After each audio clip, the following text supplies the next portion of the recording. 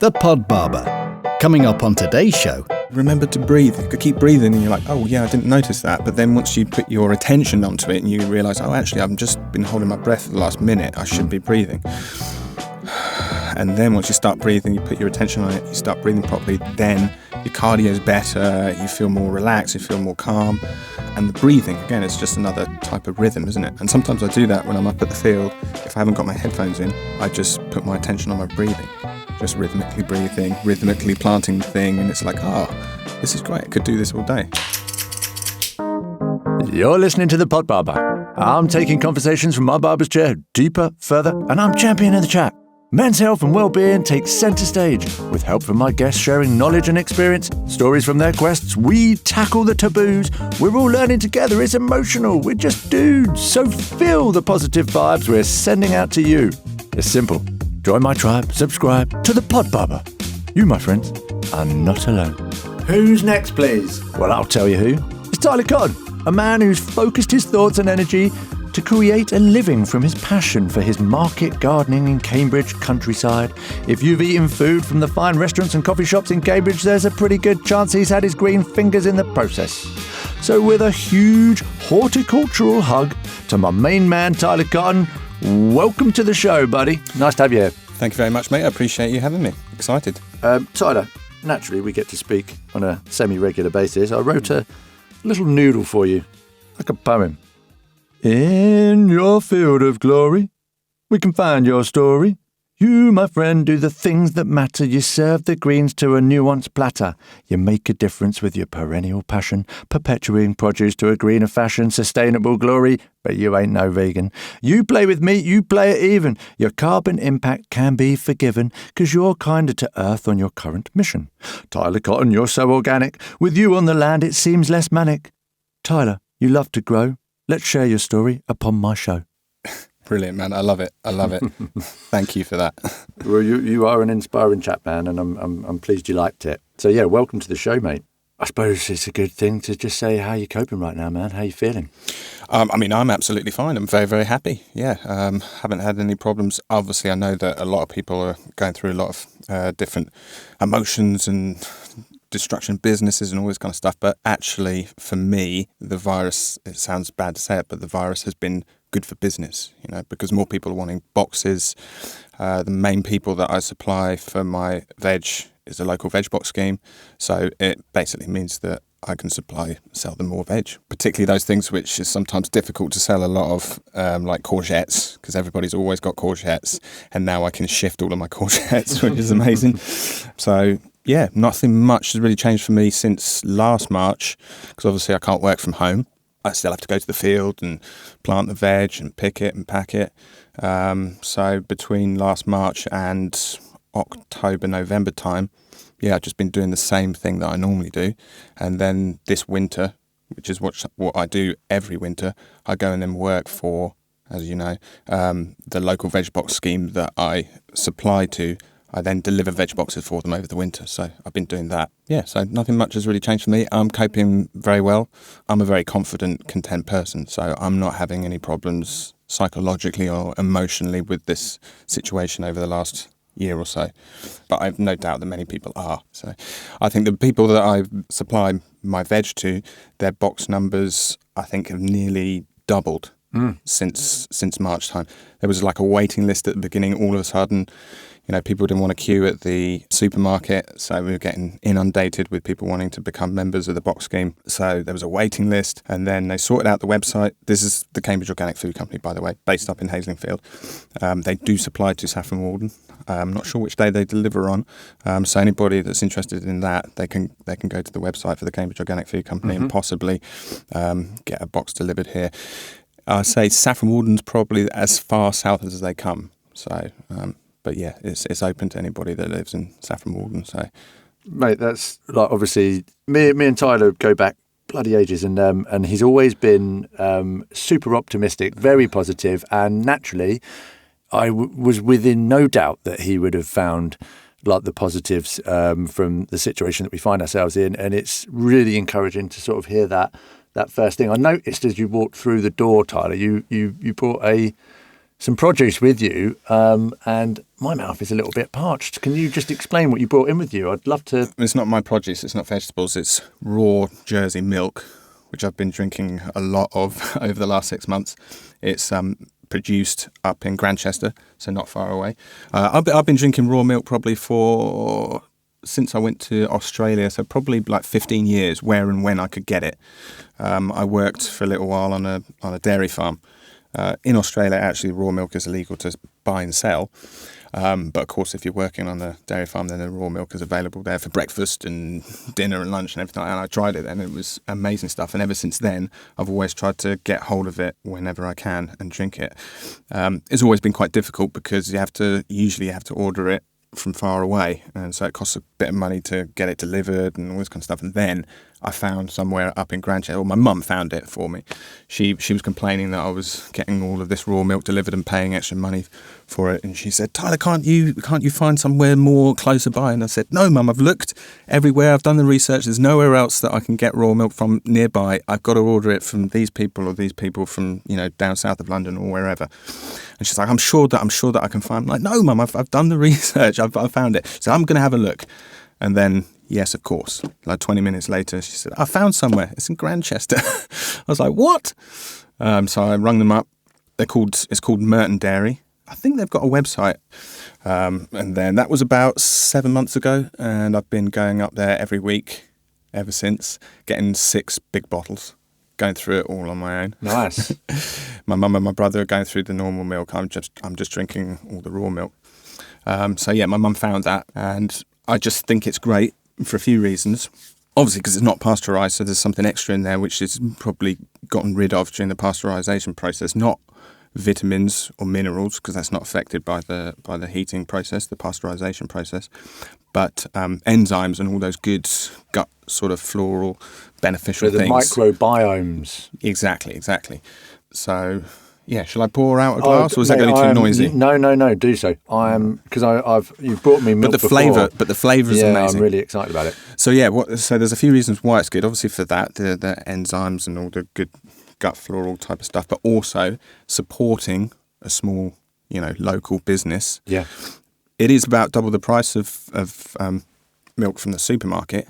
But it looks so full of creaminess and goodness. I will say that. Yeah. But that is the real price, because I'm sure most people do know that milk generally across the UK is sold at less than the price of what it costs to produce it. So it's subsidised. I was aware of that. But then also the supermarkets, they do this loss leader thing. So they'll get you in for the cheap stuff. So they'll sell all the main stuff, bread, milk, and all these other things, essentials, basically, for real cheap, less than what it costs to produce it. Government and whatever subsidises the producers so that they don't go out of business. And then they get you on the other stuff. So you're paying a real price for it, which is supporting the people that are doing it, because they can actually earn a living from it. Because obviously it's got to be viable. It's got to be viable. Exactly. So those are the 2 main reasons: support a local business, enable them to earn a living from it, and then it's also very good for you as well. And then flavour. Let's get to that bit, shall we? Cheers. Cheers. Thank you.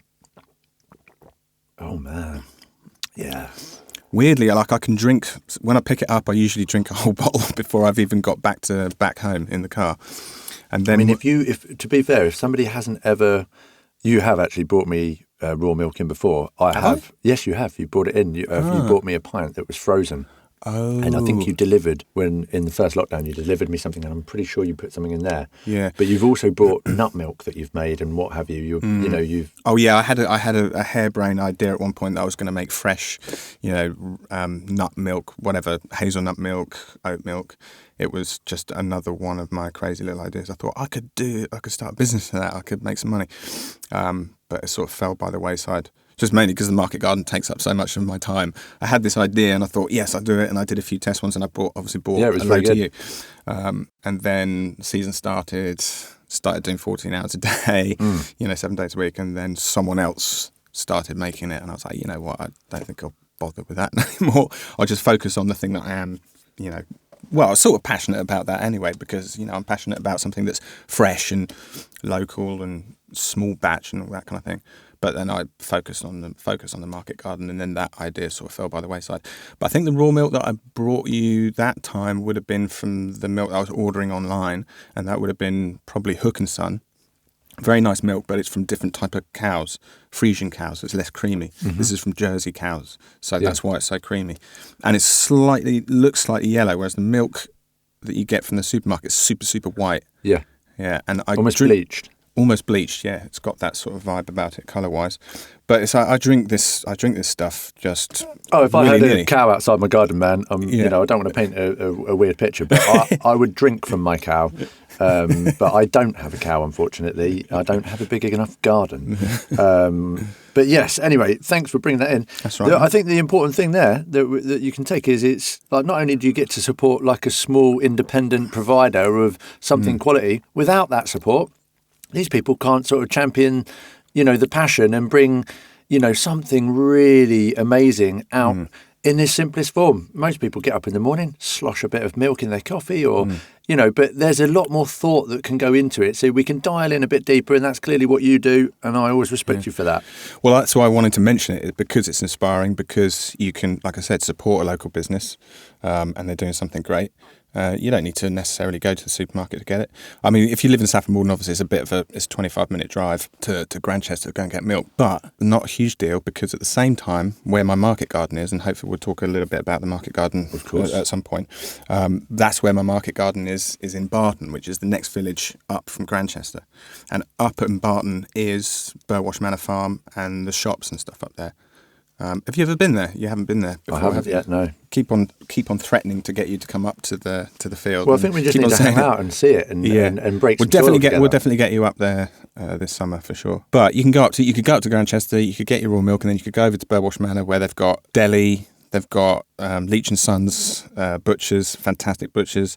They've got a haberdashery, cafe, like a spa thing, a mini garden centre. So you could just go up there for a few hours, go and get some raw milk, go and get some nice meat, go to the larder, which is the deli shop, get some flowers. There's a florist there, have some lunch. There's some nice walks there as well. So you could go up and have a great experience. Yeah, in fact, you could walk around there, and you could walk through my market garden as well. Nice. If you contact me first, then I'll show you. Yeah, that's not an open invitation. It's not an open invitation. For the new wannabe greenhorned ramblers that are probably trampling someone's turnips as we speak. Yeah, I don't want hordes of people coming down. I like being sort of slightly low key with that. Yeah, kind of off the grid. Off the grid, yeah. So like I did a few market stalls, and that it didn't really work for me, because it was too intense having to talk to every single customer, even though I obviously love the customers, they're the main person, but it was a lot of work to set it up. So now 80-90% of my stuff goes to the Cambridge Organic Food Company, who I mentioned before, and that just suits me like really, really well. I can just give them probably about 90% of my produce goes to them. I just pick it all, 100 kilos of beetroot, 300 bags of this, 300 bags of that, and then just drop it off there, and then it's done and dusted, and I don't have to worry about anything else. You concentrate on the thing that you love most and where you're better placed, and exactly. let them talk to the customer and explain the authenticity, the location, and how well you've developed what you're doing to deliver an amazing product. Exactly. Because the market stall thing is a bit romanticised. Because if I spend the whole day at a market stall, then I'm the whole day where I can't be at the field. So it's like almost like a whole day wasted, when I could be picking spring onions, preparing new beds, and all that kind of thing. So, and the market stall thing is nice, but you don't sell a huge amount, and it was tough. It was hard work. I mean, it's not as if like the market gardening itself isn't hard enough work anyway, and I don't really want to make extra work for myself. So I try and keep it simple. Yeah. Try and make it efficient, because that sort of more guarantees a happiness, because the more stressed you are, then obviously the unhappy you're going to be. And if I'm doing Monday to Saturday, 14 hours a day, and then Sunday I'm getting up at 6 o'clock in the morning so that I can set up a market stall and go down to London and then get back at like 8, 9 o'clock at night. Yeah, doesn't really work well for me. Some people love it, and for some people it does work, but not for me.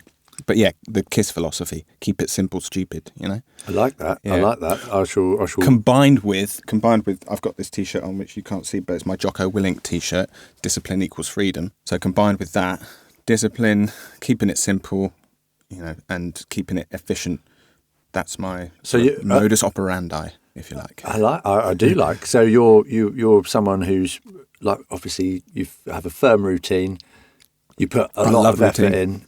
You have these affirmations that you try to live up to, stay accountable by. Good habits, man. Yeah, not so much affirmations. Like I don't get up in the morning and recite them over to myself. But yeah, but you're wearing a T-shirt. I'm trying to make it sound a little bit bigger than maybe what it is.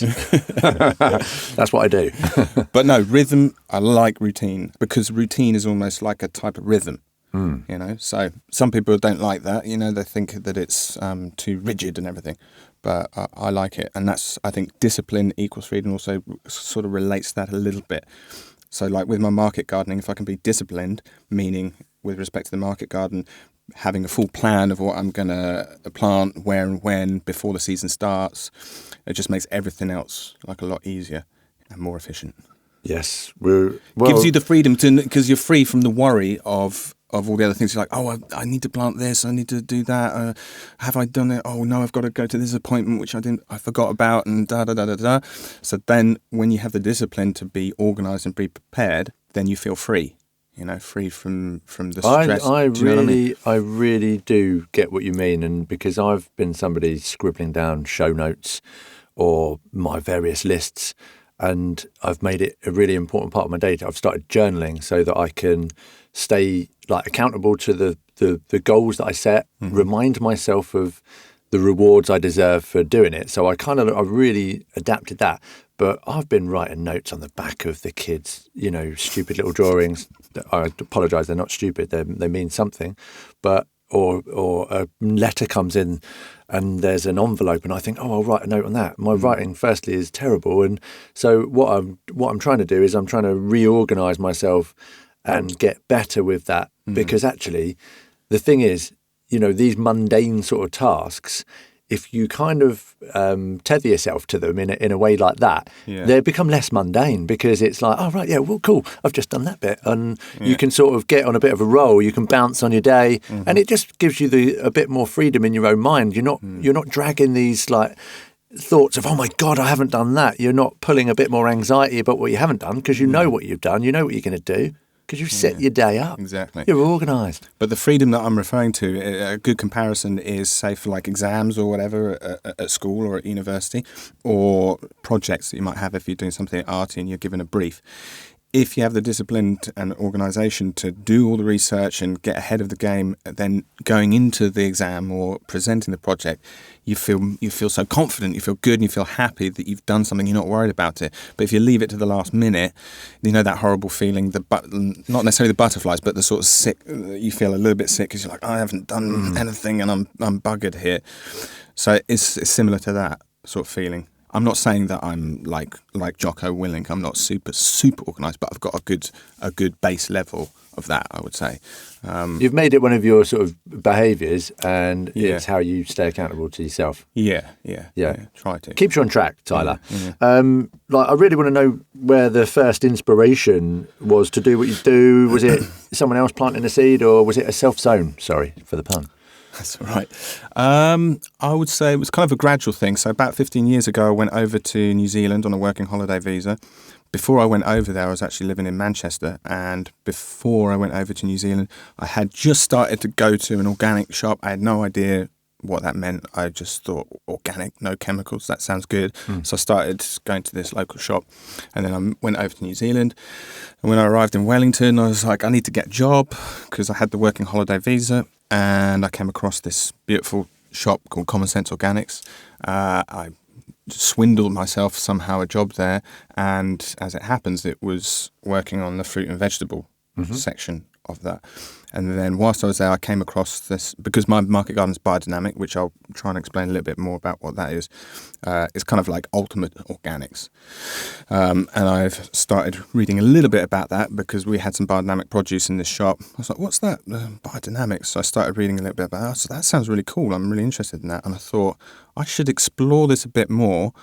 And so when I finished working there, I thought I'll do some woofing, which is willing workers on organic farms, where you can go somewhere, you can work in exchange for food and board. You don't get paid, and then you help out on the farm, whatever it is. If it's like a fruit orchard or a dairy farm or a vegetable garden, say garden, market garden, professional sort of commercial level type of thing. So I did that, and that's where the sort of interest began. And then the more that I did that, the more I thought, I'd quite like to do this. I might give this a shot. So I did probably a year of that in New Zealand, and then I went over to Australia just to explore things further. Seeing as I was in the area, I thought I might as well go to Australia whilst I'm here, and I'll do some woofing at the same time. So I did that, and then that sort of solidified my interest in the biodynamic thing, solidified my sort of desire, let's say, to start up a market garden. And then when I got back, then I started making moves to try and set up my market garden. But it was when I was in New Zealand and Australia that I came across the biodynamic thing, and it's not really organic that inspires me. That is my passion. It's the biodynamic thing, So if I hadn't discovered the biodynamic thing, I don't think I'd probably be a market gardener now. It was because of that I decided to do it. So that's the inspiration and the motivation for it is the biodynamic method.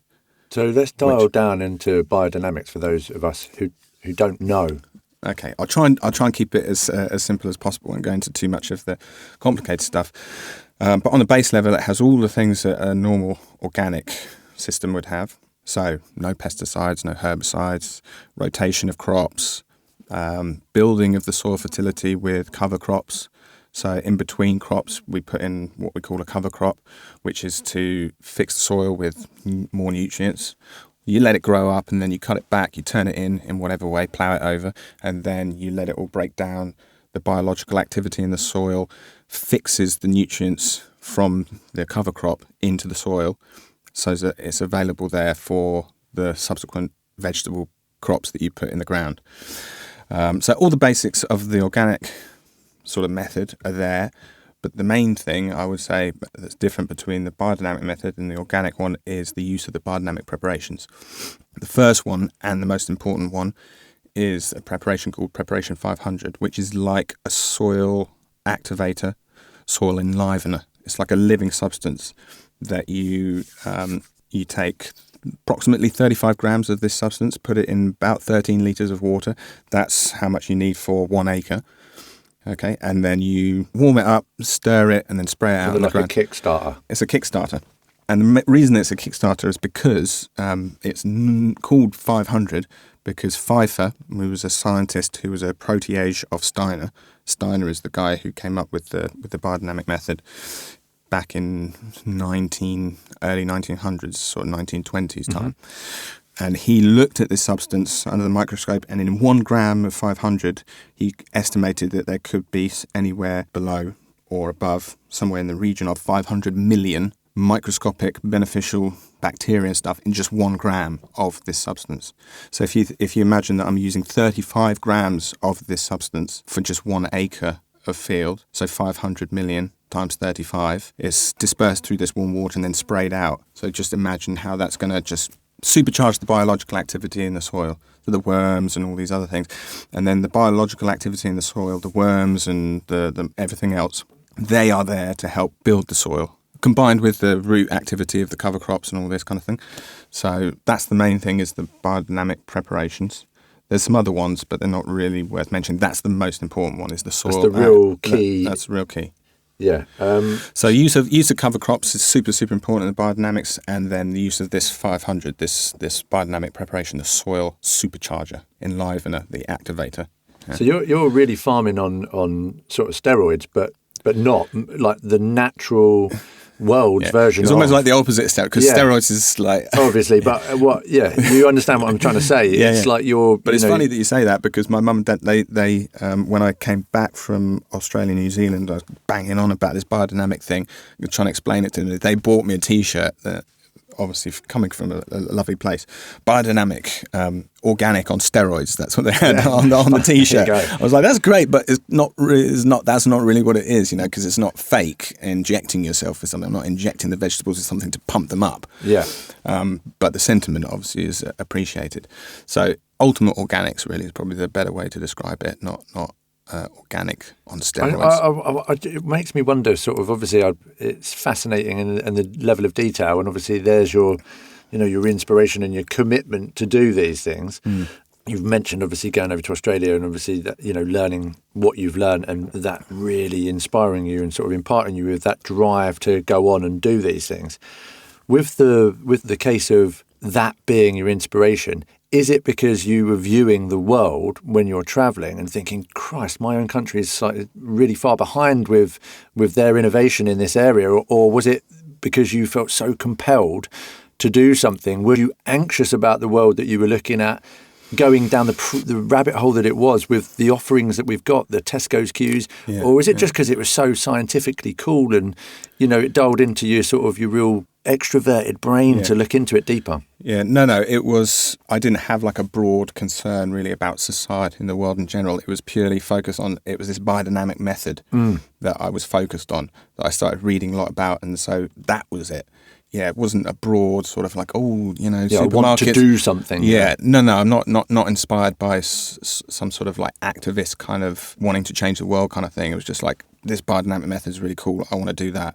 So it was very focused on that. But important thing to mention about how I did it and everything, it's good because for motivation and to let people know that, if they want to do something, most of the time, it's possible. If you put in the effort, if you've got something that you're passionate about, which I still am, about the biodynamic thing, it's a good idea, you're passionate about it, and you want to pursue it, there's no reason why you can't, if you're prepared to put in the effort after you set up the whole thing, but also put in the effort beforehand.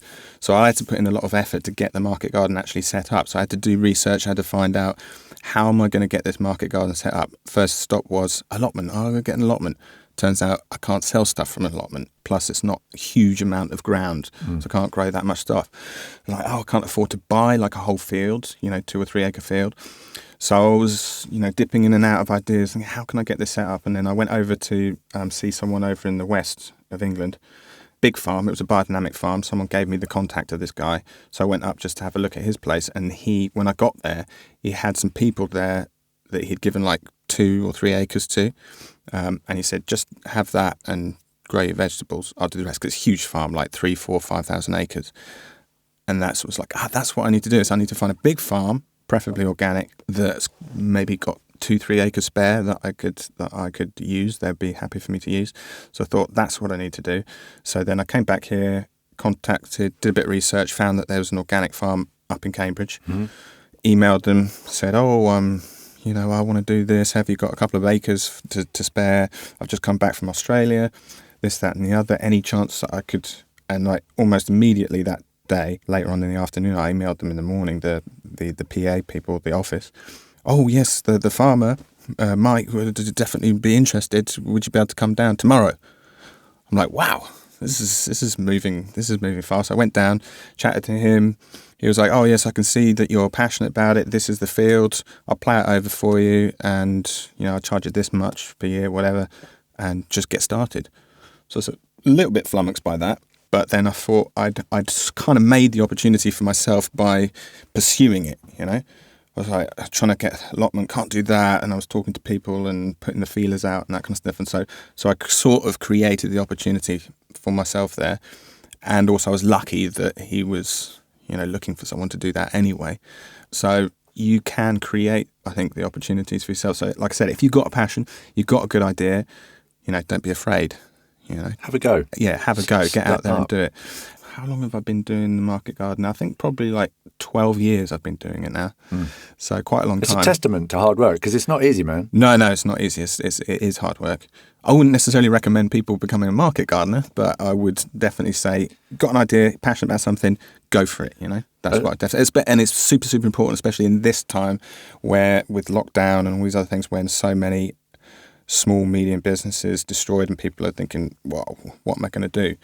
So there's never a bad time to pursue a good idea, but now is like even more perfect a time to do it, You just got to be bold and brave, but it also has to be backed up with something that you're passionate about and that and believe is a good idea, Otherwise, you won't have the drive to go out just there and get it done. In your version, in your tractor, to dig over, to till over, to sort of re-educate, to learn, to try and sort of make yourself a magnet to like all the different sort of things that you then want to influence back out onto the land that you're trying to sort of look after, but also at the same time collect the relationships to be able to make it profitable and viable and valuable to the thing. You obviously you tapped into Mike the farmer. You know, without somebody like Mike the farmer stepping in, giving you an opportunity, you can have the drive, you can have the ambition, but you've got to then make that actionable. And people out there as well need to think, well, I can help you out there. I've got a bit of land, or I've got some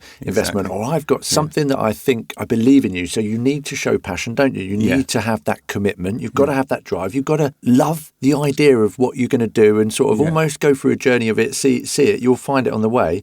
But you can't do it without teamwork, can you? So obviously, you know, do you have anyone else involved? I do. And the most important person, which I would definitely not be doing this, my mum. I was just mouthing it. You were. So always someone's mum or dad. I would not. 100% I wouldn't be doing it out without my mum. She loves being up there. She helps me with keeping things tidy. She helps me. She does my accounts, which is amazing. But she loves it, and that's awesome. She helps me the pack. She helps me organise, you know, the workers, tidying things up.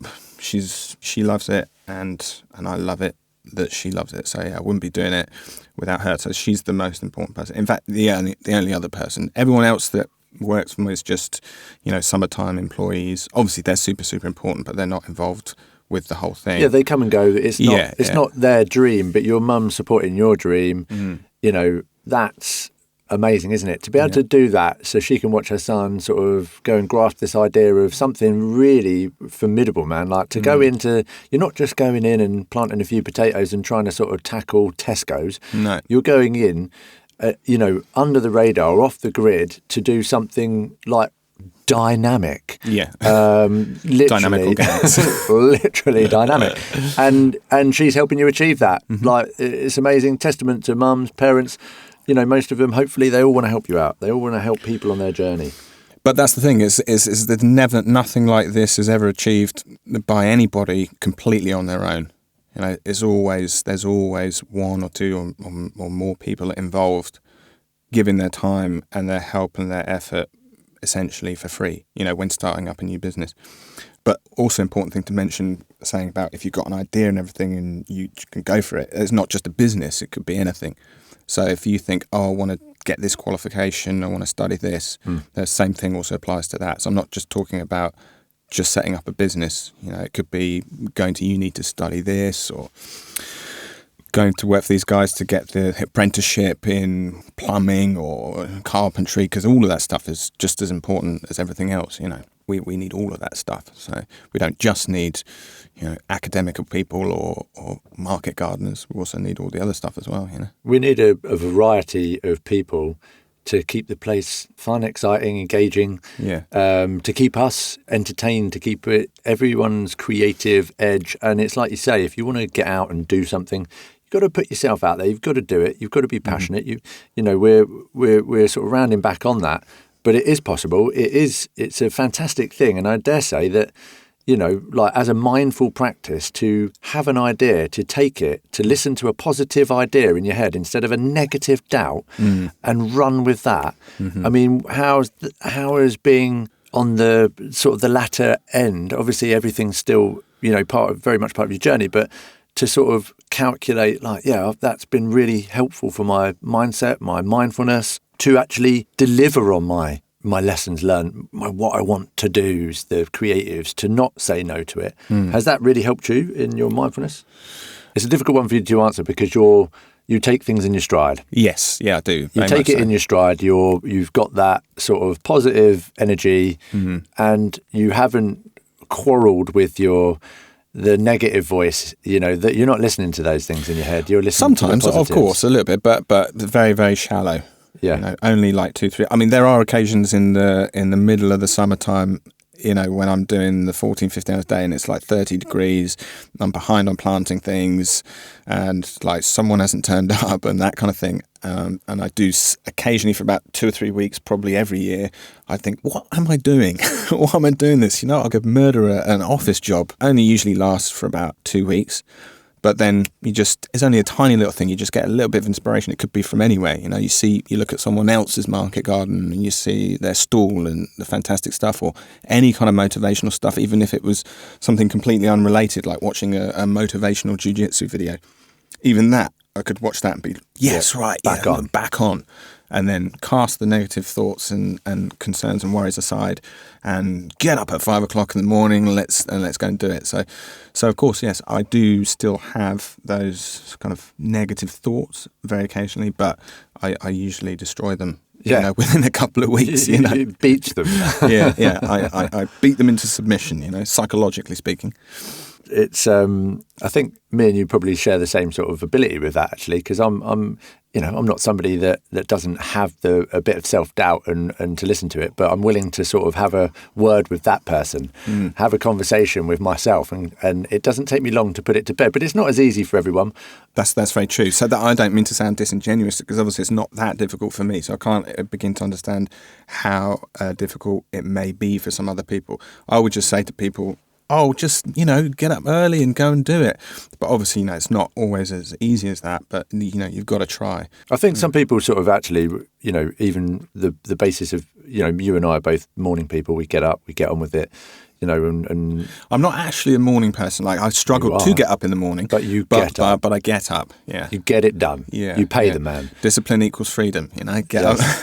Because Jocko Willink is the guy who gets up at like 4:30 in the morning, and I like the little bits of... Is that the dude that posts a video of him hitting his gym at 4:30 in the morning?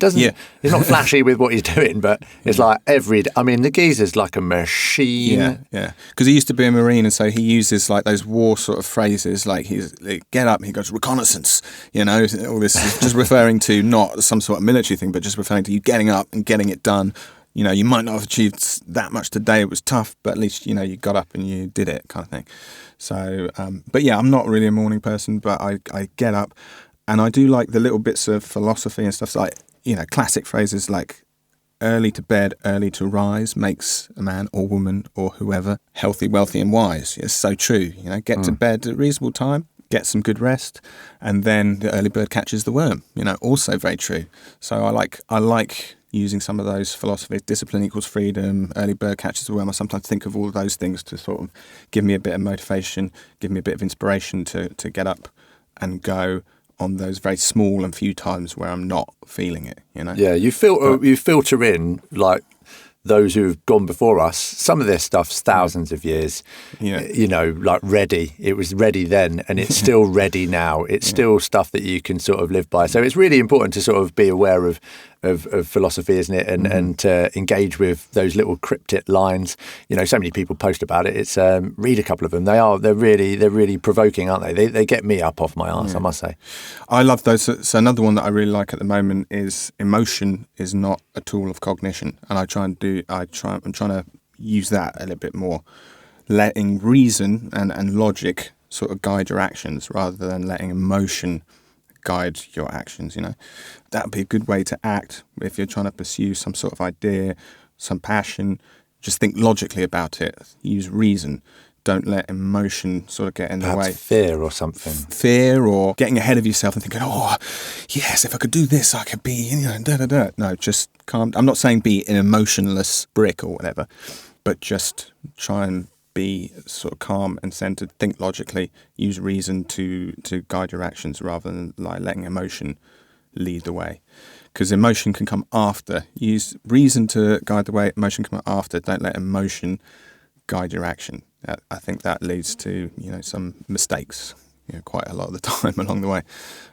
You not only brought the milk, man, you bring like a real, I don't even know if you realise it, but you bring a real sense of mindfulness in like just your day-to-day actionable self. I, for one, always enjoy listening to this, but obviously it's a bit deeper. We're running further than the usual time of haircut, and obviously naturally there's no problem there, but it's well, usually we skim over these things. It's so refreshing, isn't it, to sort of really conversate deeply and on a level where obviously I presume that you're very well read. Do you use any? You're too intelligent not to have picked up a book, man. Come on. Oh yeah. No, I do read, but not probably not so much recently. I probably did a lot of my reading and everything at uni and subsequently after that last few years. But at the moment, it's most because this is the way that it is. But it's YouTube videos and that kind of stuff. You know, little interviews with whatever, politics, philosophy, that kind of stuff. So I'm not reading books so much anymore as I am watching YouTube, and listening to podcasts as well. Yeah. I listen to a lot of that. Yeah, obviously the famous ones like the Joe Rogan podcast and all these kind of things. But there's just so much amazing content out there. And then so you listen to a podcast with someone on, and you're like, oh, this guy's really interesting. And then from there, you can go to that person's like website or that person's own podcast, and you can just explore things a little bit further. You mentioned just before about nervousness, anxiety. Obviously, you know, it can be scary prospect pursuing some of these things because in some respects you might have a lot to lose, you know, and if it doesn't work out well, or what are you going to do? I was never really nervous about doing the whole market garden thing, mainly because I was just great mum. I had a great mum, and I always had the passion and everything like that. I just pursued it. But I have experienced like that nervousness and anxiety with other things. I get kind of nervous about public speaking, stuff like this. I'm cool with this. I was a little bit nervous about coming in before. But say, for example, Jiu Jitsu, where I've competed a few times in Jiu Jitsu, and I was told, like, you got to do it. It's a really great experience to compete.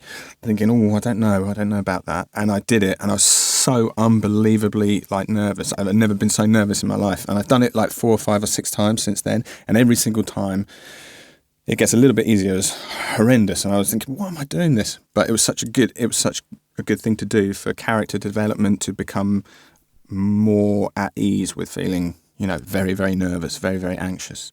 You know, I'm about to step onto the mat and there's loads of people watching. There's a grappling thing. I might get choked out in front of my teammates or whatever. But for some reason, I kept on doing it. One of the reasons I kept on doing it is because other people were sort of encouraging me to do it. You know, we all encouraged each other. So people that are wanting to start their own thing, do their own thing, go to uni or start up a business, that's where the other people, friends, come in, because they can... The tribe, yeah. They can encourage you and say, go on, man, do it. Because on your own, you probably... Not many people would have the proverbial balls to do it. You need encouragement from your friends and your family and that kind of thing. So, which I got, obviously, from my family and my friends and my teammates with the jiu-jitsu. I don't do it anymore, the competing thing, because I'm a bit old for that. But I'm thinking, yeah, maybe when it goes back, one more bout. Yeah, one more. And I'll probably, you know, I'll get the gear and I'll be driving up there and I'll be thinking, why the hell am I doing this? I'm so nervous about this. And if you've been drinking enough sweating. milk, I think you'll be fine. Yeah, I'm so nervous and I'm sweating and I've drunk coffee and I feel weird. Just got to go for it, receive the encouragement. So basically I'm saying, if you have someone, a friend or a family member that's wanting to do something, then, you know, encourage them. Yeah, wrap a bit of supporting arm around them and give them... But it's not a fluffy, airy, fairy, fluffy thing. No. It's something solid, you know.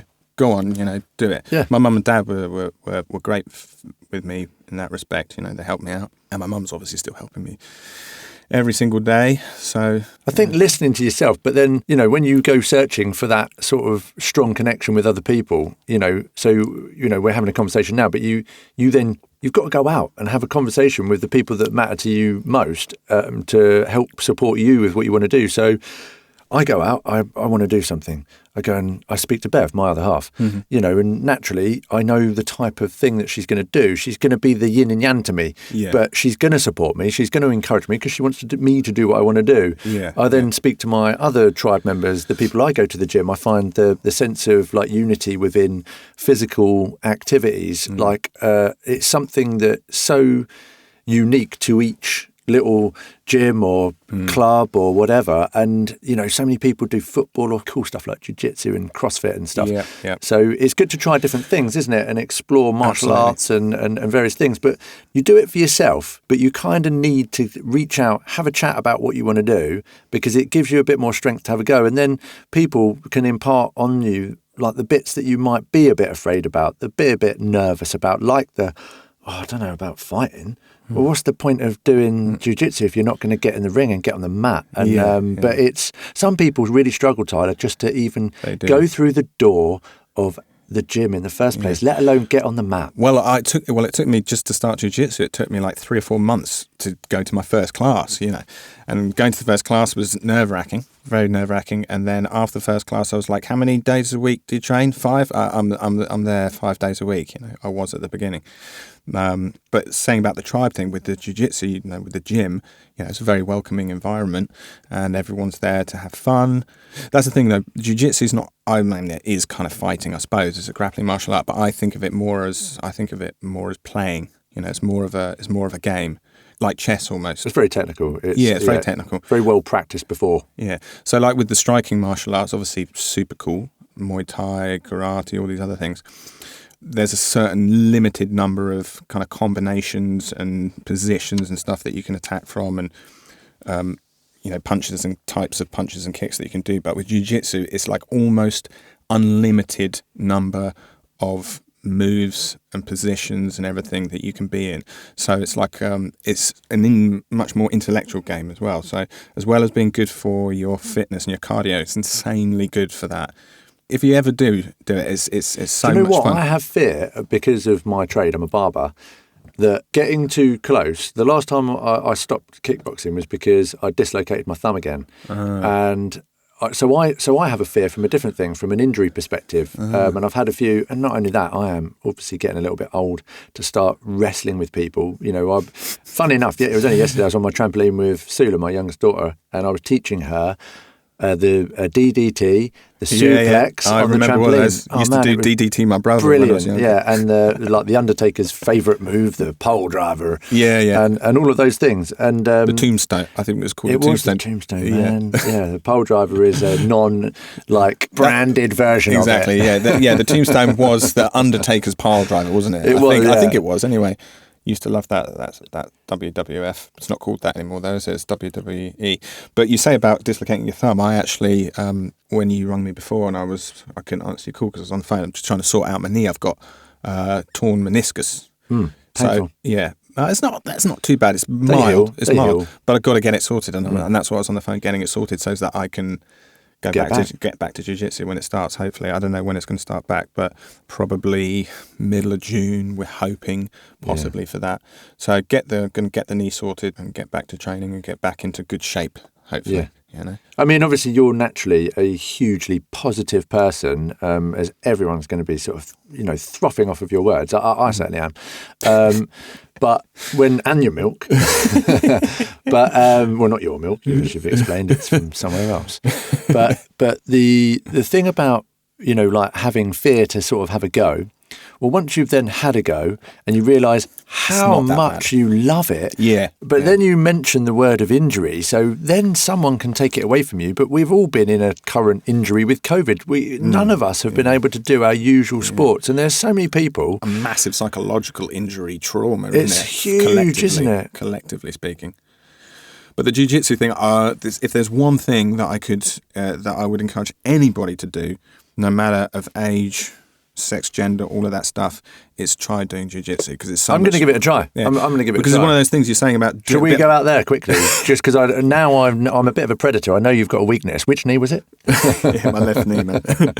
I'm not sure that you'd be able to know how to do how to crank my knee, with a toe hold or anything like that. Yeah, maybe. I can maybe hold if you did my some training. toe, like in a yoga pose, but about holding your toe.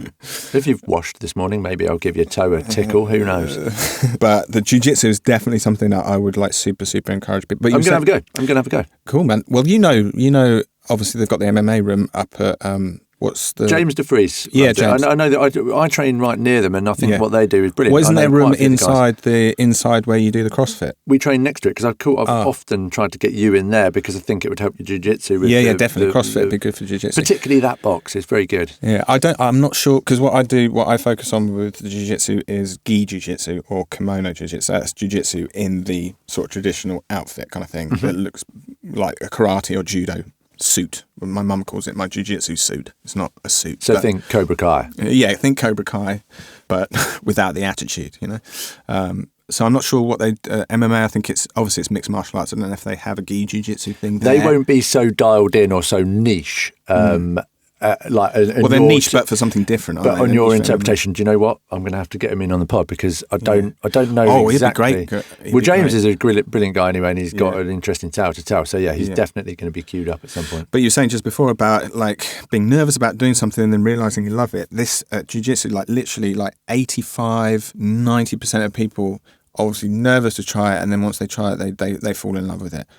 We all have my teammates and everything we train up at Brazilian top team in Cambridge. Leonardo Gamara, he's the professor, he's the head coach. Fantastic guy. It's all great, and that's what happened to me. Is I was very nervous to do it. It took me like 3-4 months to do eventually, and I sort of messaged on Facebook and like, can I come down and do a class? They're like, yeah, just turn up. Okay, great.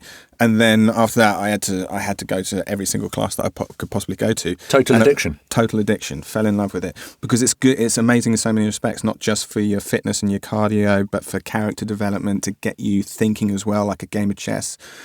Just across the board, it is super amazing thing to do. I mean, obviously, if you can get to Cambridge, it's great. There's like 3 or 4 jiu-jitsu gyms. I also would recommend coming to the one that I train at, Brazilian top team. But seriously, if you were thinking about it, there should be no hesitation. Just go and do it. So don't make the mistake of not tipping up. Have a little go. On that sort of note, like on mistakes. Yeah. I'm always interested to know and understand how somebody, particularly in your field, how would you harvest something tangible from your mistakes, Tyler? Have you made any? Oh, of course, yeah. I make mistakes every single day. I mean, I wouldn't say anything, overly complicated in terms of profundity or depth. It's just simply learn from your mistakes. Don't think of it as something too bad. Don't hang on it too much. You made a mistake. That's the whole point of mistakes, isn't it? Is you make the mistake, and then you can, so long as you analyse it properly and think about why you made the mistake, and then just try not to do it again, or think, how can I not make that mistake again? So nothing super profound. Just accept the mistakes. In fact, be grateful probably for the mistakes and learn from them. I know it's probably a bit cliche to say that, but no, I agree. Value the lessons learned from the mistakes. You don't need to overcomplicate things. No. Like I said, keep it simple. Mistakes. Okay, I've made a mistake. Why did I make the mistake? Okay, how can I not make that mistake again? I mean, I make the mistakes all the time, and with loads of things, I just keep on making them. It could be like 10, 20, 30 times you make them until eventually you figure it out. Sometimes it happens subconsciously, though, not necessarily consciously, So subliminally, perhaps. Subliminally, yeah. I think, did you entertain any meditation? Because a lot of people that get into martial arts and sort of are generally... clever people like start to sort of attach themselves to some of the beliefs that surround that and the benefits that you can get from mindful practices. Because, I sort of meditate on perhaps my mistakes or like predispose what could be a mistake, and then I find dreaming on it and lucid dreaming and all sorts of stuff to be very, very helpful to me. What about you? 100%. So, like, thinking about things, it's like you said about meditating on the mistake. It's almost like the same thing as like thinking about the mistake. So, yeah, definitely you should meditate on your mistakes, think about your mistakes. But then, just broadly speaking, meditation, I think, it's 100% beneficial because it helps you to be calmer and more focused and more not letting emotion guide your actions. If you can be meditative in that respect, then that's definitely beneficial. I mean, I don't really practice meditation per se, but I suppose like one example of the kind of meditative type things that I do is, listening to the podcast. If I'm on my own at the field and I've got a load of things to do, sometimes I'll just put in some, not like heavy music, some sort of, ancient forest, 4-hour YouTube video, which is just like nice noises, kind of trippy, and just listen to that. And then whilst I'm working, because I don't need to necessarily a lot of time think about what I'm doing, because I'm just planting 500-600 lettuce plants, and then I'm just thinking about things, spending 2-3 hours whilst I'm getting 2 things done at once. I'm getting the work done, and then I'm also sort of meditating and thinking about things, thinking about what needs to be done the next day, and thinking about, wow, I could have done that differently. So I guess that's sort of like a bit of a meditation, isn't it, really? Yeah, I agree. I think the fact that I suppose meditation is about trying to clear the space in your mind to allow your thoughts not to be led by emotions, to accept those types of thoughts. Yeah. They may well be emotional, they will be, but just view them almost from the space that you've created so you can deal with them. But when the idea is that you concentrate on your breathing. So you really concentrate. God. So the fact that you've mentioned, like a line of lettuces, that's such a sort of almost a mundane kind of job. Yet by viewing it as you do, by setting it up in that way, you're making it actually really quite an enjoyable part of your day. So you're extracting the joy from the most mundane things. And now if we can all literally do that, washing up, listen to something, sort of use it as a format of education or just curiosity in what you're interested in at the moment. But then what's cool about that is conversely, if I'm making something like a job that seems mundane, and then I'm putting in my headphones, I'm listening to podcasts while I'm doing it, or I'm listening to some ambient music, and I'm doing that for 3 hours. Then when I take out my earphones and the next day I do that job without any music, then that what was mundane before then becomes enjoyable because you're closing yourself off a little bit when you're putting in your earphones and you're working, you can't hear the birds and all this sort of stuff. Then you take them out and then you realise that the task that was mundane is not mundane anymore. It's like nice because there's a rhythm there, you're planting the stuff, you can hear the birds tweeting and all this kind of thing. So, yeah. Yeah, embrace the mundane, make it your happy place because let's face it, we spend... in our waking day, probably most 70% of our stuff probably is just the boring, to-do list. But to me, it's just rhythm. I like rhythm and everything. Jiu Jitsu is super important, so this sort of relates a little bit. One of the things that people tend to do when they first start is they're really like skitty and tense and everything like that, and they don't breathe properly. You see them like holding their breath and they don't even realise they're doing it, because they've got like some big hairy guy on top of them that's trying to choke them out, whatever, and you're like, all this kind of thing. And like a lot of my Leonardo, he'll say, okay, remember to breathe, keep breathing, and you're like, oh yeah, I didn't notice that. But then once you put your attention onto it and you realise, oh, actually, I've just been holding my breath for the last minute, I should be breathing, And then once you start breathing, you put your attention on it, you start breathing properly, then your cardio is better, you feel more relaxed, you feel more calm. And the breathing, again, it's just another type of rhythm, isn't it? And sometimes I do that when I'm up at the field. If I haven't got my headphones in, listen to music, I just put my attention on my breathing. Just rhythmically breathing, rhythmically planting the thing, and it's like, oh, this is great, I could do this all day. But yeah, 100% recommendation, Jiu Jitsu for anybody, doesn't matter how old you are. Kids especially, man. Kids especially. We don't have kids classes up at the Brazilian top team, but there are other places that do. And the kids, they love it. It's really good anti-bullying. It's good character building, good for fitness, all that stuff. So I really would strongly recommend that. I think encouraging it, like being a parent, I strive to encourage them to do absolutely everything. And I think the access that I had to different types of activities back in the day, it was a lot more limited. Mm-hmm. So I've been particularly, keen to sort of express my interest for them to get interested in stuff. So I've always said, oh, do you want to come to the bouldering wall and go climbing with me when they're 3 years old and they can barely answer me? I've got them surfing and they still remember Big Wave Dave taking them out before they could swim.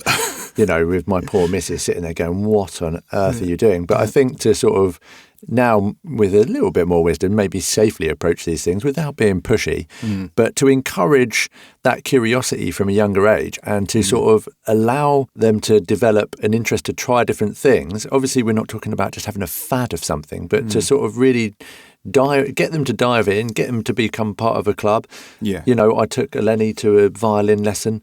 Mr. Partridge, he's a great teacher on the strings. I'm sure he does other instruments as well. Fantastic guy. And throughout the lockdowns, we've continued to do that. She was lucky enough to be part of the Nicca, the Benedetti production where she learned a really cool song, and I can't remember the name of it, which is embarrassing.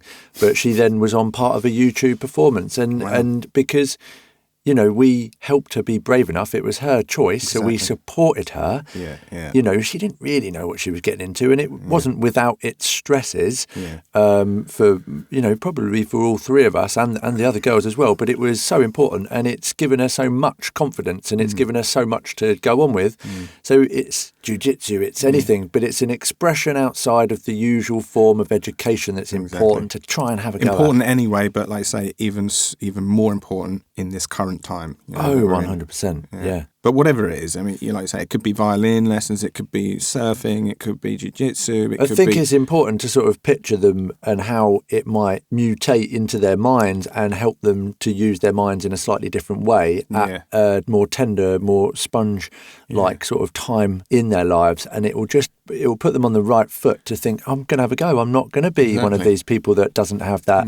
Build their confidence, Yeah, then we will. It's one of the leading cures, isn't it? Getting involved in communities and having those sort of positive conversations in the household, and it brings you together. You get to go and support them. You get to, you get to witness development as a parent, but as a kid, you get to, you'll look back and you'll be very, very grateful. So for all of the people that have sort of been feeling slightly stuck with the situation and maybe even feel slightly regretful for, COVID's impact on how that they've managed to homeschool perhaps or anything. Stop listening to the doubt, the negativity. Don't make the same mistakes again. As we unfold, as the bloom of spring turns up and we start to look at the future in a brighter light, a more interesting light, it's now time to sort of become more positive and to try and sort of find, and you'll find positivity in seeing the benefits of doing shit. So sort of get out there and have a go and support all of these clubs and groups when they reopen and everyone to better their experience in life. But I think once things open up and we're back to like a more normal, I'm not going to say back to normal. The new norm. The new norm. I have belief that we can collectively bounce back from it. So people have all sorts of entrepreneurial ideas and do things. So I think actually it was you might have said it. You said, I think there's going to be a renaissance of sorts, of people just going out and doing stuff because they've just spent this last year or whatever, a year and a half in this bad situation. And so it's going to just be driving forward so much, making up for all of that lost time. So yeah, everyone's going to bounce back and some exciting stuff is going to happen. It's going to get better. It's going to get much better. But like supercharged, it's going to happen quickly, I think. Don't you think that? I agree, yeah. I mean, obviously I'm not here to answer your questions, but I will. Tyler, you've turned the mic on me, my friend.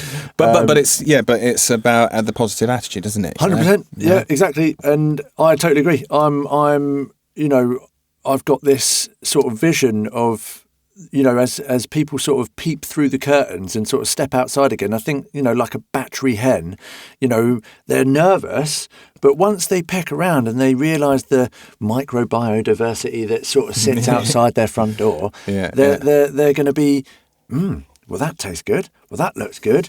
Well, I want to walk a bit further. I want to adventure a bit further. And I think that we've become a bit of a battery hen as a society. I think we've been under a false sort of guidance and driven by perhaps some wrong attitudes, pressures from society. We've had a chance to sit back and take a time to reboot, reassess. So you don't want to come out and make all those mistakes that we were making before again, do you? No. You don't want to be that guy or lady.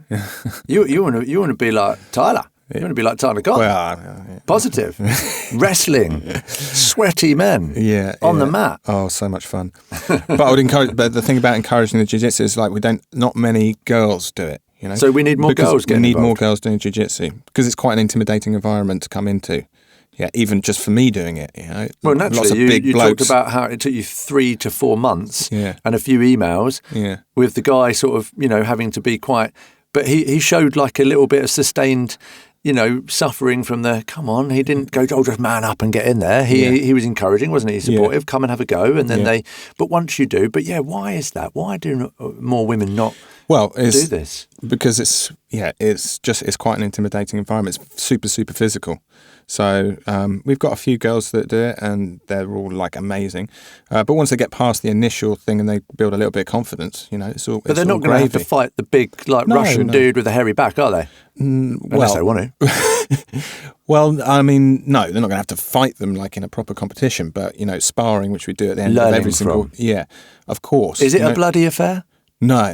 Well, there's no striking in it. That's the beauty of it, is that because it's a grappling art, because it's all choke holds and arm locks and that kind of thing, then you can tap out when you feel that you're there's a lot of respect in all martial arts, and I think people, if they are nervous about doing that, people don't go in there to kick the granny out of someone. No, exactly. They're going in there to learn something, and they want to be challenged. Yeah. So they want to fight with people, spar with people to learn, because the only way you can really sort of develop the skills and that intent is with a partner. Yeah, that's the important thing. You're not trying to beat the other person. They're there to help you learn, as you are there to help them learn. But when you're sparring, because we do sparring at the end of every single class, 30 minutes or so. Sometimes, or once every now and again, they're like, right, just sparring for an hour and a half. But depending on the person, you adapt. So if it's like big guy's got the small girl, he changes the way that he spars, to accommodate. But it doesn't matter really if she was a girl or a boy. She's just smaller in stature, exactly, weaker, and he's not going to take advantage of her. So it's a safe space. Not unless he's a bit of a bastard, Yeah.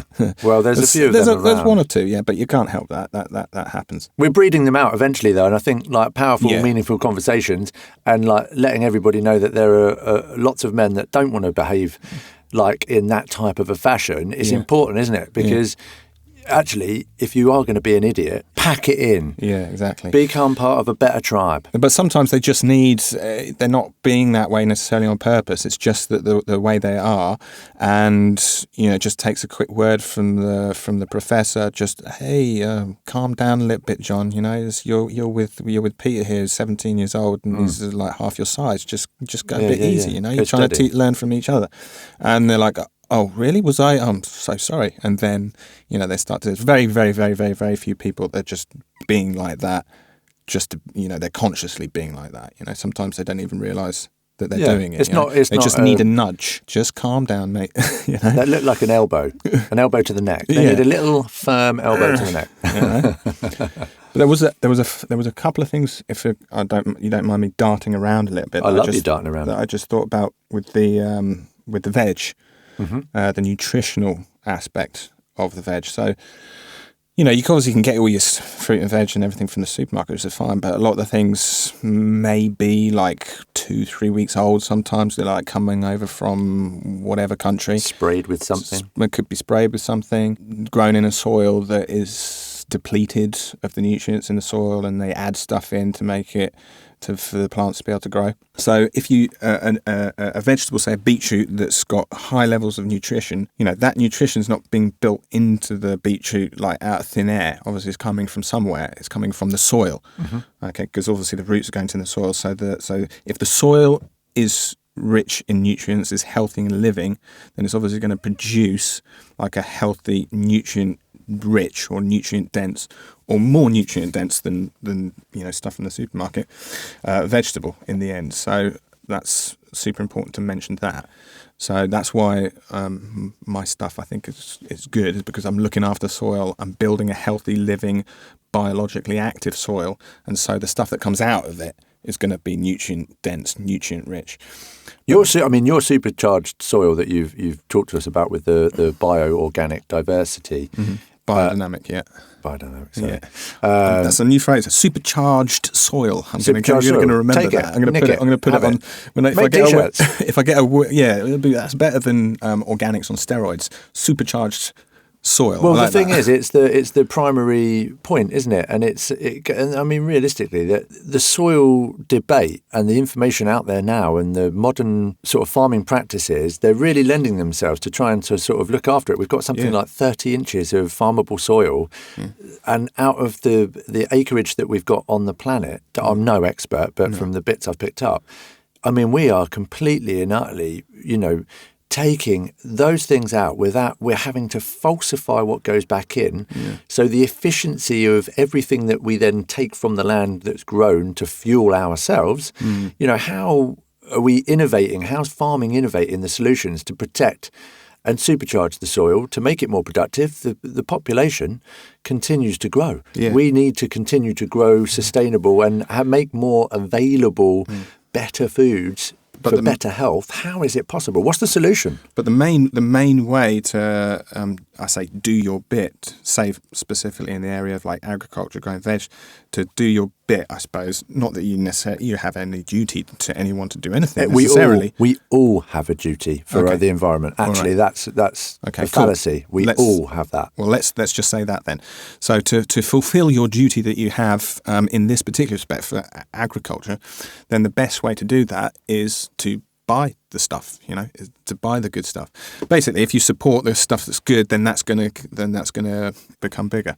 But which will also drive down the price, because price is the first argument that somebody will say. They'll look at their purse strings and go, "Well, I can't afford this." Yeah, but not true so much. I wanted to ask you about this because it's a massive myth. It is a myth. It didn't used to be. It's a myth now. The organic stuff is not more expensive than conventional stuff a lot of the time.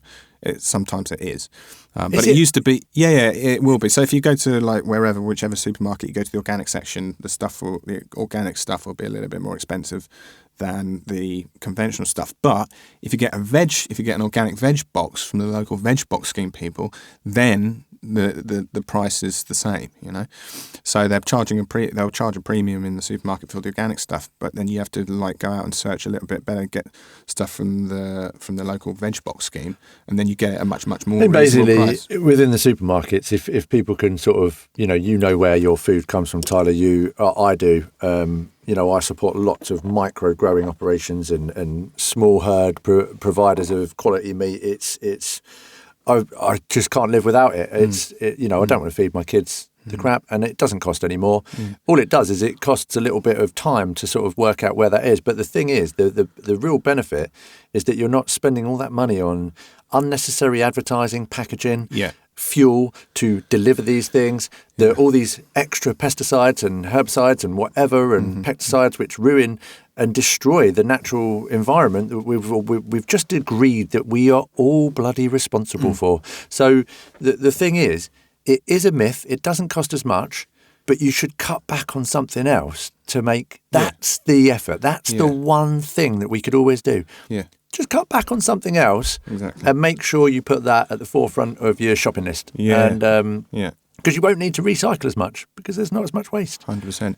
So it used to be the organic stuff was a lot more expensive, and it also used to be that the organic stuff was like tiny in comparison to the conventional stuff, and it was always dirty. But nowadays the methods and the systems are so good now, have come on so much that there's not really an excuse for your organic orange to be different in size or quality looking to a conventional one. But what I was going to say about the nutritious veg is that also combined with good quality meat. So obviously if it's a massive like 2,000 head of cattle not on pasture, they're in a lot where they get fed grain with all the fat and stuff, then the quality of the meat, the nutritional level is going to be completely different. Because that's not what cows are designed to eat. So pastured, so if the cows or whatever or the chickens, whatever, pecking around in the grass or out on pasture, then eating grass, then obviously the nutritional quality or whatever flavour and all those things of the meat is going to be different, in the same way that the beetroot from the healthy living soil is going to be different to the beetroot from the depleted soil, in terms of flavour, nutrition, quality, all that kind of stuff.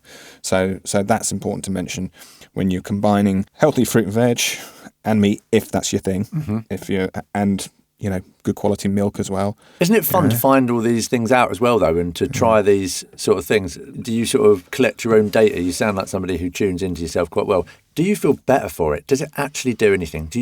I know you believe in it. I get that. I know you strongly identify, and I know science backs up that these things contain more natural goodness. But how do you feel, man?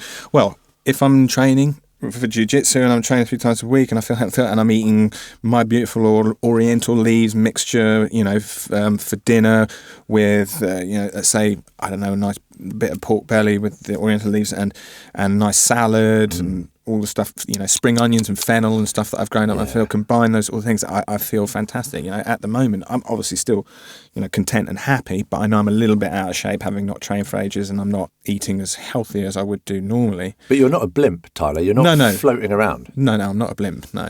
Yeah. So I feel when I'm in it and eating well and training well, of course, I feel amazing. I feel much better. Do you know what? Makes a difference. I almost think as well that because you know what you're putting inside you, because there's a sense of like real satisfaction that you've done the research, you're supporting somebody, so you're helping not only the environment, not only that person, but the environment, which is so important when people feel so anxious about everything that's going on. You then put this nutritious stuff into you and your family, and you just know that there's some good stuff coming from that. So it does have a real relationship to, again, like making it your mind strong. Like I call my things brain foods and. Various things like walnuts, they look like brains. I have nut milk. Pecans are exactly the same. Yeah. Blueberries, brainberries, all of these types of things. Like rosemary to help your memory. There's so many sort of connections that you can make with good quality sort of food. And 100%. But it's about observable results. So if you're eating well and you're training well and you physically look great and you feel great, then obviously you're doing something right, because that's an observable result, isn't it? Yeah.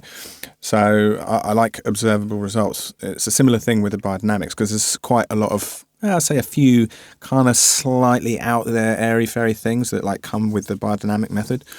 But I'm using a very practical based method, which is slightly different to the more common one, and we are going on observable results. So when I use the 500, the soil preparation, if you use it and you store it correctly and you put it out correctly, then there's particular results that you should see in the soil, and you can guarantee that every single time. Same with some of the other preparations. Do you notice that from like the cover crops? Because I remember when I kept an allotment in Saffron Walden, and I've done a few little bits and pieces. Yeah. I remember I used to use the cover cropping thing, and I tried not to turn over the land too much, because I sort of just had this idea that, mate, you don't want to keep on muffing around with it too much. What are your beliefs? Because there's this no-till. No-till sort of 18 cover crops. This dude in America watched the whole program on that. What are your thoughts on that? I would say, first of all, that there's nothing wrong with digging over your soil, So it's a great little system, as far as I can tell, as far as I can see. It's great to get people started growing and everything like that. But that doesn't mean that if you're digging over your soil, somehow it's like some sort of sacrilegious thing that you're doing, that it's evil and everything. Because I obviously turn my soil over. I think that's actually, they do break the soil, obviously, to be able to impact the seed. It's got no-till, but there's no-till and there's also no-dig. So no-dig is like putting compost, like thick layers of compost on top every single year. To allow... No digging, like nothing at all. Yeah, so the worms basically break down the soil to allow the roots to sort of bed deep and down inside. They use the rotting weeds and everything like that. Well, it basically means that you just don't have to do any cultivation at all, so you don't disturb the soil. Sounds fantastic, doesn't it? If all you lazy gardeners out there, we it's can good. All start small growing. Scale I say lazy gardeners. It's good for lazy gardeners, for small scale, for allotments, I think, where you just get a load of compost. I dare say it's pretty good for the local bugs and bees and insects. Most likely. But that's one of the things which is one of the beauties about the kind of overarching system that we have here in the West and other Western countries, is that all modes of operating, like say for example growing veg, you can do whatever you want. If you want to grow biodynamically, you want to grow organic, you want to do no dig, you want to do no till, okay, you can do conventional stuff, because even the conventional stuff now is getting less and less. Now they do like spot spraying, so they're not covering like whole fields. They're using drones, The innovation with technology is unbelievable, isn't it? Well, they're not using, not necessarily drones. They for the sprayers now, with a lot of conventional stuff, they have spot spraying. So they've got cameras on these booms, and they spot the weeds and they just blast a little bit on the weed. They don't just spread it over the whole field. Much more efficient. Yeah. So whether it's like philosophy or politics or growing or that's the great thing about our overarching system, is that all modes have the ability to operate if they want. So if you want to grow things or buy things that are organic or biodynamic or conventional or whatever, you can do that. If you want to set up a commune in somewhere, because that's your thing, community-based socialism or whatever, you can do that. So that's We're not all funneled into the same bowl.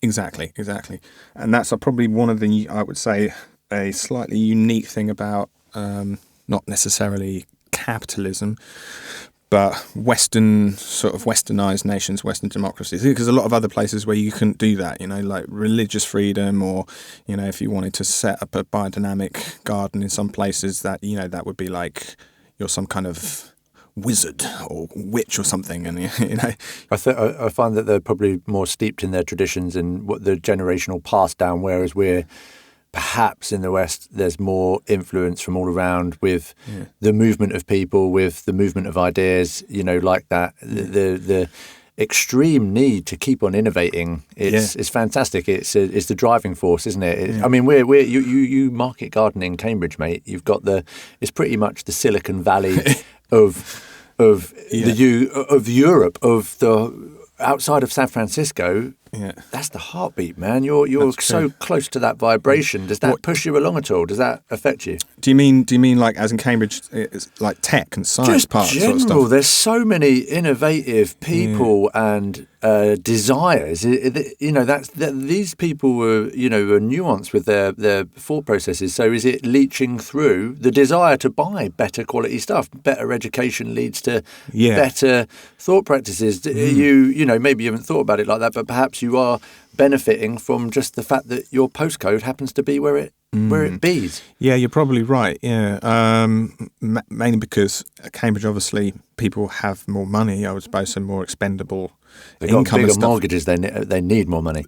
Yeah, bigger mortgages and more. I don't know why people in Cambridge would be more inclined to buy organic stuff. I don't know if it's because people are more middle class or something. I don't know, but that shouldn't be the way that it is. No, it should be for everybody. Yeah, exactly, and that's one of the reasons why I'm super happy and love supplying 80 or 90% of my stuff to the Cambridge Organic Food Company, because it's not.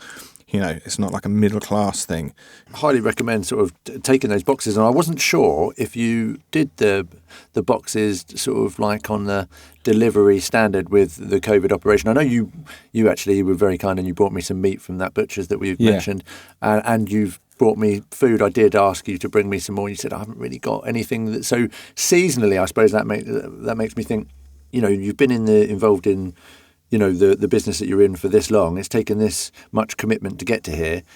It's a seasonal game. There are things that you can sort of flourish on seasonally. Have you finally sort of cracked that nut to be able to provide something year round yet?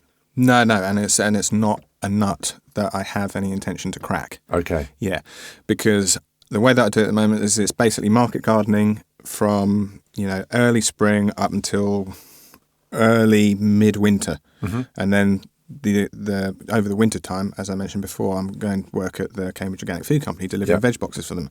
I kind of like it like that, I like doing this solid block, 7-8 months bang in the middle there, and then just having some time, essentially sort of time off, if you like. Yeah, so but you're not hitting the sprouts then. You're not doing. No, God, no. Yeah. I grew sprouts one year, but I don't even like sprouts that much, and they were difficult to.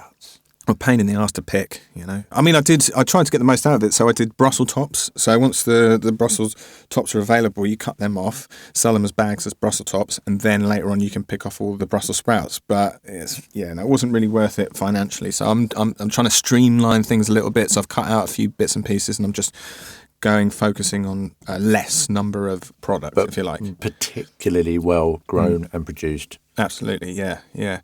So my main ones are baby fennel bunches, spring onions, courgettes, cucumbers, the Oriental salad mix, which is awesome, absolutely love that, baby kale, and then beetroot, rainbow chard. Then going into the winter, I'm doing parsnips, cauliflowers, broccoli.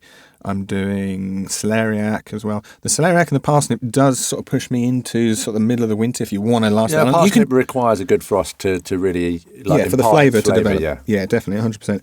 But so I could extend my season like fully if I wanted to, probably with parsnips and carrots and celeriac. But like I say, I prefer to just have a bit of a break from that. Yeah, and I'm working a job then over the winter where when I finish work, I don't have any responsibilities left afterwards. I don't have anything to worry about in my head. Whereas with the market gardening, obviously it never stops. So I need a bit of a break, and I like it like that. So it's not a nut that I want to crack at the moment. Who knows? Maybe I will want to crack that nut later on, but that would require, a bit more of a slush. I suppose that's when you're talking about sort of, like something I'm interested to know with what you do.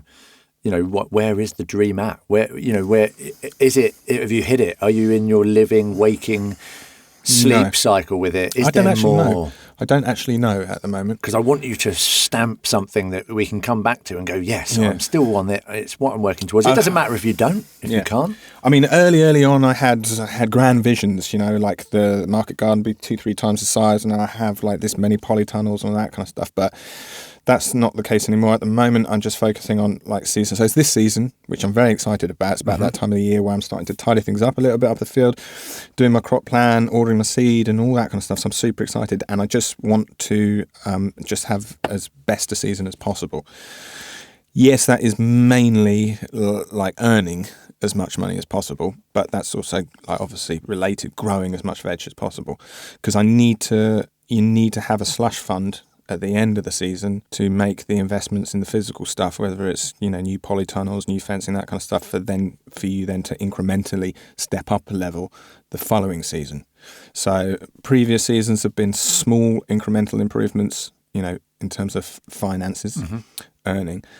But I this season I want to make a big leap forward, so that I can then. Sounds like you're going to. I think I am. Especially off the back of the restrictions of COVID and how it's pushed more people to you. And naturally, more people are stuck listening to podcasts, so they're probably going to go, I'll go and buy something from Tyler then. Yeah, absolutely, man. So I'm going to have the best season yet this season, and that will allow me to, make the necessary improvements for the season after to expand the operation. But I sort of abandoned the longer 5, 6, 7 year vision. Yeah, you can rethink it. You're rethinking. I'm just taking it as it comes at the moment. Yeah, man. There sort of comes a point where we've gone green. We've talked about your green machine, your Jiu Jitsu love. I'd like to throw a few curveballs in. Here we go. So, all right, I'm ready. Hold on. It's not that bad, really. No. Just pick one of the following topics from this well-documented phrase and just run with it, mate. Sex, drugs, and rock and roll, man. What's it for you? Drugs. Go. Drugs is a good one. So obviously, at university and all that kind of stuff, I've dabbled in all that kind of stuff. Can I mention all the things? If you want to, it's up to you, man. This is free flowing. Yeah, let it go. Well, let's just say, I had a dabble with all of that stuff. A lot of partying and raving and all that kind of stuff, smoking weed and doing all those other things. I stopped doing that now. Probably the reason that I want to talk about it or mention it is because I really like being sober now. Okay, sobriety. Sobriety, yeah, is a fantastic thing, and. Drugs, I don't know, at the time that you're doing them and everything, obviously you're having a good time, but, you definitely need to sort of grow out of it at some point, and because it'll definitely hold you back. So I've done all that stuff at university, and subsequently when I lived in Manchester, going to raves, going to Sankeys, and, going over to Portugal to a 7-day psychedelic trance rave, and like ketamine, all that stuff, just on my own. Sounds crazy. Fun. It was fun at the time. But like, thankfully for me, there was something in me that when it got to a certain stage, it was like, this is not great. This is not good now. Try and stop. It took me a while to stop doing those things, but I feel very much better for it. And yeah, it definitely would help me back. But some people don't have that inbuilt thing, do they? It's not right, is it? It must knock us about, mustn't it? Like to not be able to sort of pull away from that. It's a great space to be when you can sort of, with oversight, look back and go, I really enjoyed it. It was fun. It was amazing. Yeah. And then eventually, it didn't take too long. but it was difficult to stop doing that and stop turning to my old vices. But when I did, I found this clarity, this clearness. Yeah. I can get on with the next stage of my life. That's what I would say about it is when you stop doing all of that stuff, then you get some clarity.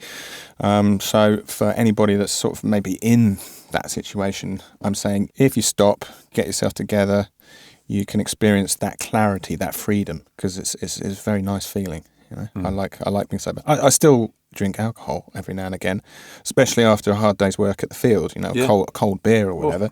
But just the idea, just thinking about the sort of stuff that I used to do at university, and makes me cringe. Well, now, you're not a little bit. Don't think I've done any permanent damage. My mum would say probably have, but I don't think. I think it was part of the process of me developing character. So I don't regret doing all of those things, but I'm saying that at some point when you stop, it's fantastic. Being sober, having clarity, it's all part of an important part of becoming a better person and trying to achieve whatever it is you want to achieve. You've got to can all of that stuff, unfortunately. Even if you're having fantastic. Just being more functional, it allows that, doesn't it? And it allows you to have, if the older you get, the more you do those things, you carry them on, you never give it up.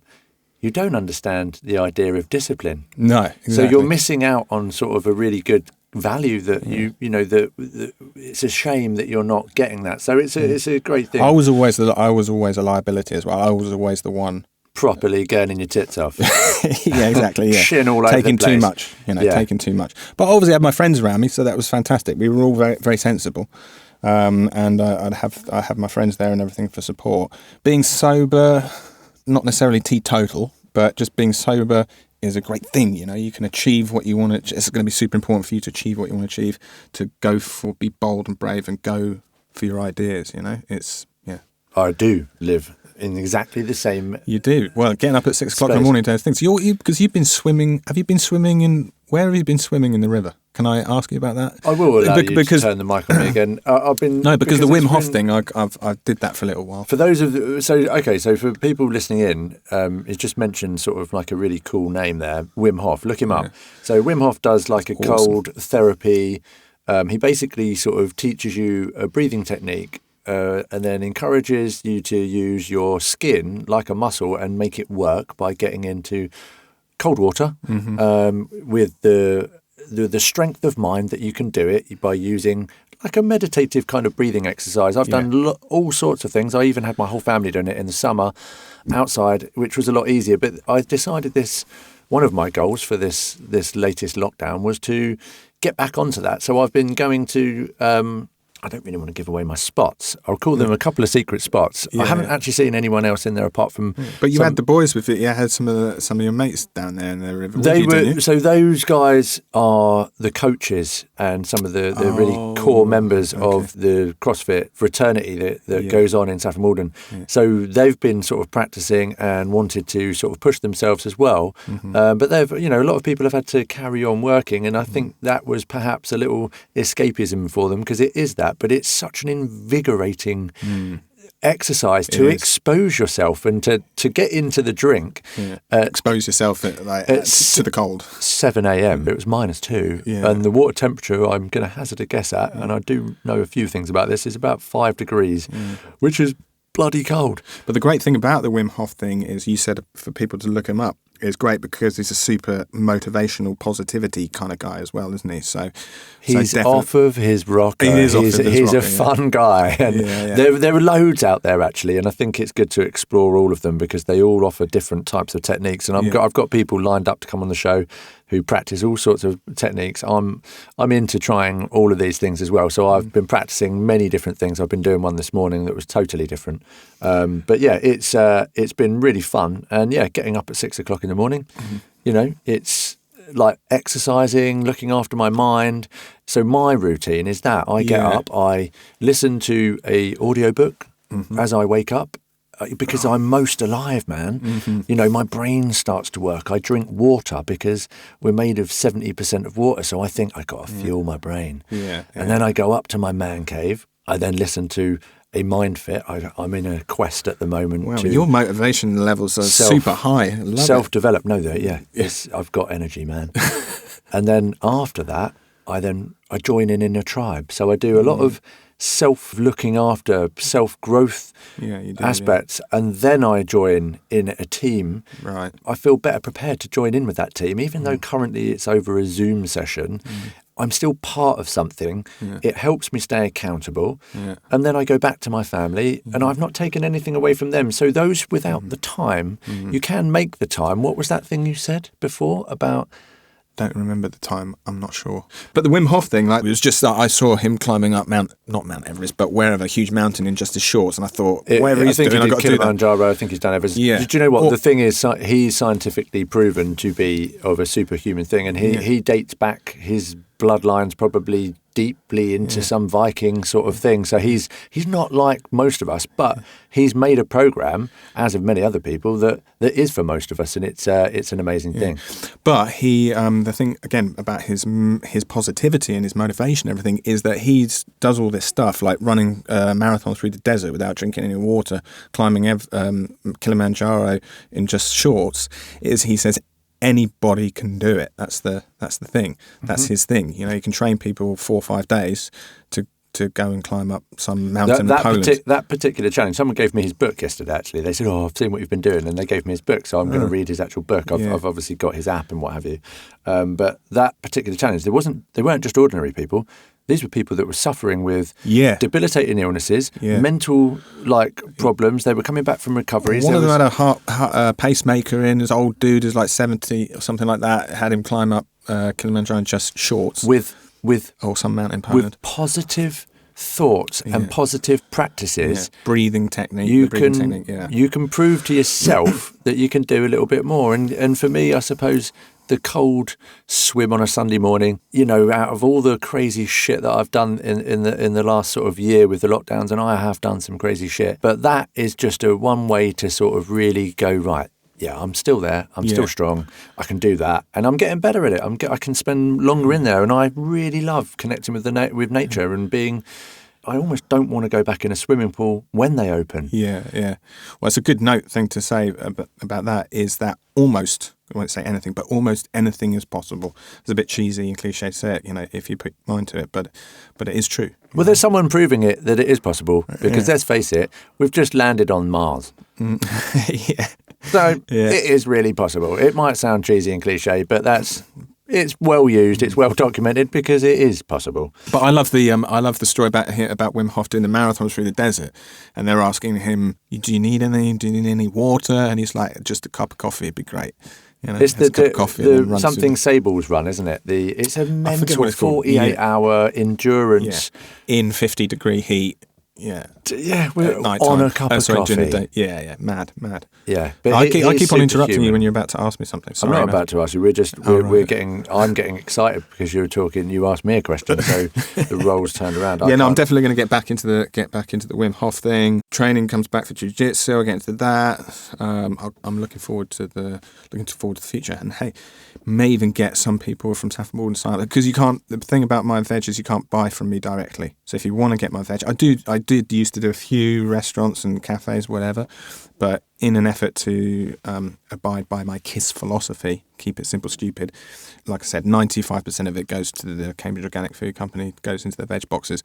But then you can also get some of it up at the Larder, up at Burwash Manor, which is all the shops there. It's just off junction 12, the M11, so just 2 junctions up from Duxford. You can get my stuff from there when it's available. Just to add, like a real call for arms, like, we want to support you, you want us to support you, we're not talking a case of use me or lose me. This isn't the case at all. No. But if you do want to get hold of Tyler and you're interested in his business, or buying a veg box, or if you're a small business that wants to provide your clients, a direct line to something quite amazing, the bio-organic industry that he's in, his soil safety, food, hygiene, perfect. Supercharged soil. Yeah. I want to hear your Facebook address, your Instagram account, where, this is a call to action. So where can these people get hold of you? That is one area that I'm very bad with. The best way to do it is via proxy, which is through the Cambridge Organic Food Company. That's the first place if you want to get the produce not just my produce, but also lots of other local ones. I'm not producing anything at the moment, but obviously once we get into the summer, I will be. Then, I'd recommend getting a box from the Cambridge Organic Food Company. I do have an Instagram account, but I haven't put anything in there on for ages. Same with the Facebook. I think we've mentioned and coveted the areas that you can sort of go and support him, and that's through his affiliation with the Cambridge Organic Food Company. Or COFCO for short. They've got a website. You just go on there and you can find out all the information. They do deliver to Saffron Walden. I don't know what day. I think it's a Friday. Just obviously, naturally, you've just sort of mentioned the whole, social media, how you like to keep yourself off the radar, as it were. Obviously, social media has got this sort of horrible way of polarising everyone and giving out misinformation. And to me today, you've given us really valuable information. I feel thoroughly learned and full from this. I'm glad that I haven't bored the life out. I have sat here completely enthused in everything. I swear. The main thing that, when you invited me, the main thing I was thinking, same vibe as what you were suggesting, is giving people some little bit of motivation, inspiration to pursue their thing in whatever respect it is. So that was the main thing. And my story, if you like, not that great story, but my story of how I set up the market garden and what I do and everything like that is the vehicle, so to speak, to spread that message a little bit. It creates the authenticity about your words. It gives a real strength in your sentence. Yeah. So I'm very happy if that. I hope that comes across and people will, go, yeah, you know what? I'm going to get up. I'm going to go to bed early tonight. I'm going to tidy my room. I'm going to get up at 7 o'clock. I'm going to look into that course or whatever. I'm going to get down the gym once it's open again. I'm going to give it a kiss. Keep it simple. Keep it stupid. Yeah, you can do that, but keep it simple, stupid is better, I think. I wrote it down wrong. Keep it simple, stupid. Not keep it simple, keep it stupid. Yes, don't keep it stupid. Yeah, but that was the version of it. The greenest of gratitudes for hanging out today. I've loved having you here. I think you've been unbelievably entertaining. I just want to finish on peace, love, power to your day, man. Same to you, man. Thank you very much for having me. I appreciate it. The PodBarber is a That Media and Design production, with Mickey at the mic and Howie at the controls. Just search the PodBarber on social and let's get connected.